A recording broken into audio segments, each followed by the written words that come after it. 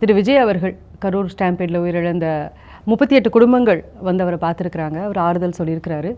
இது நீங்கள் எப்படி பார்க்குறீங்க சார்? காலத்தை நடந்திருக்க வேண்டிய விஷயம். நம்ம தமிழ்நாட்டு அரசியல் சூழலும் அவருடைய நட்சத்திர அந்தஸ்தும் இதை வந்து டயத்துக்கு பண்ண முடியாமல் ஒரு நிர்பந்தத்தை ஏற்படுத்திருச்சு. அது வந்து ஸோ ஒரு மாதம் கழித்து பண்ண வேண்டிய அளவுக்கு நிலைமை ஏற்பட்டது வந்து இன்றைய அரசியல் சூழல், அவருடைய நட்சத்திர அந்தஸ்து 2 தான் காரணமாக இருக்குது. பட் தாமதமாக இருந்தாலும் அது வந்து செய்ய வேண்டிய கடமை.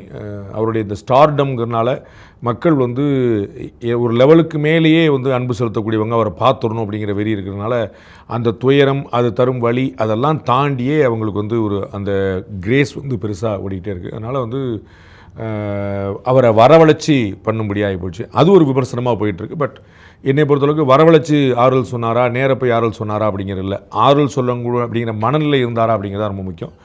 அந்த வகையில் அவர் வந்து அந்த ஃபீல் பண்ணியிருக்காருன்னு நினைக்கிறேன். எங்களுக்கு உள்ளேருந்து வரக்கூடிய தகவல் வந்து அவர் அத்தனை குடும்பங்களுடைய காலையும் விழுந்து மன்னிப்பு கேட்டார். இது வந்து ஈடு செய்ய முடியாத இழப்பு, என்னால் எந்த விதமாகவும் காம்பன்சேட் பண்ண முடியாது அப்படின்னு அவர் வந்து காலில் விழுந்து சொன்னதாக கேள்விப்படுறோம். ரொம்ப எமோஷனலான டைமாக இருந்ததா, அதை நம்ம புரிஞ்சிக்க முடியுது. எல்லா தலைவருமே எதிர்பார்த்தது போல் நம்மளே எதிர்பார்த்தது போலையும் அது வந்து ஒரு பதில் சொல்ல முடியாத ஒரு சங்கடமான நிலைமை தான். அதை அவர் ஹேண்டில் பண்ணியிருக்கிறாரு.